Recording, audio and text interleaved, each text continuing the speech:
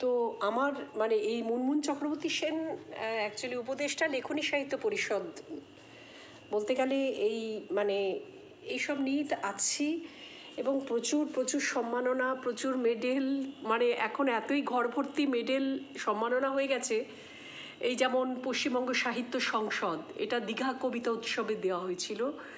মুক্তবলাকা থেকে বিশিষ্ট বাচিক শিল্পীর সম্মাননা, তারপরে বিভিন্ন জায়গা থেকে কবিতার উন্মেষ পরিবারের তাপসী নাহাদেব, হ্যাঁ ওই তাপসী নাহাদেবেরই সঞ্চালনা করি প্রতি বছর। হ্যাঁ ঠিক আছে, তো ওইখানে পৃথ্বীরাজ সেন গেছিলেন, তাপসী নাহাদেবকে চেনে। তারপরে এই কাব্যধারা সাহিত্য পরিষদ আন্তর্জাতিক শারদর্ঘ্য সম্মাননা দেয় আমাকে।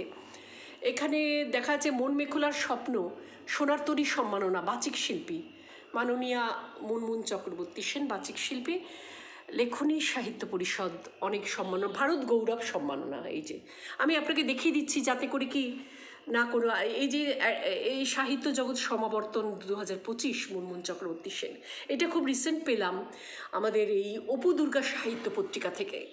আচ্ছা, এখানে হচ্ছে কবি সম্মাননা পেলাম এখানে, হ্যাঁ বিভিন্ন জায়গা থেকে পাই, হ্যাঁ ঠিক আছে। সুভাষ স্মৃতির সম্মাননা পেয়েছি, এই যে গ্লোবাল ভোকাল এক্সিলেন্স অ্যাওয়ার্ড, কেমন। আর এইটা হচ্ছে আমাদের গোধূলির মন্থন আমাকে দিয়েছিল বাচিক শিল্পী সম্মাননা, এবং শারদর্ঘ্য সম্মাননাটা আপনি দেখে নিন ভালো করে। এবং আরও শশধর ভূঁইয়া স্মৃতি স্মারক সম্মাননা, আলিঙ্গন সাহিত্য পত্রিকা আমাকে দিয়েছিল। আরও বিভিন্ন মানে আমরা দশভূজাতে মানে কবি বাচিক শিল্পী হিসেবে সম্মাননা, মানে সেরা বাচিক শিল্পী সম্মাননা। স্বপ্ন উড়ানে তো প্রচুর প্রচুর পুরস্কার, বিদ্যাসাগর নারী মুক্তি সম্মাননা দেখে নিন। আর এই অশোক স্তম্ভটা আমার জীবনের সবচেয়ে বড় প্রাপ্তি বলে মনে করছি। এটাই আমার যে এই যে গ্লোবাল ভোকাল এক্সিলেন্স অ্যাওয়ার্ডটা পেয়েছি, এটাই আমার জীবনের সার্থকতা। আমি বিভিন্ন দেশ বিদেশের কবিদের কবিতা পাঠ করি, ঠিক আছে।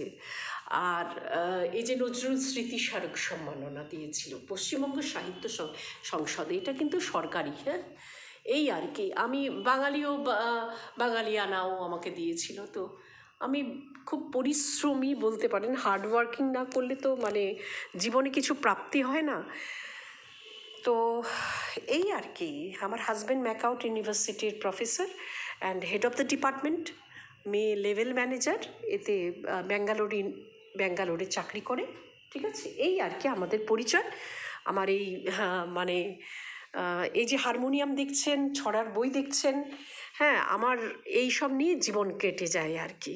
আর ঈশ্বরকে স্মরণ করেই আমার জীবন কেটে যায়, ঈশ্বরের শক্তি নিয়ে।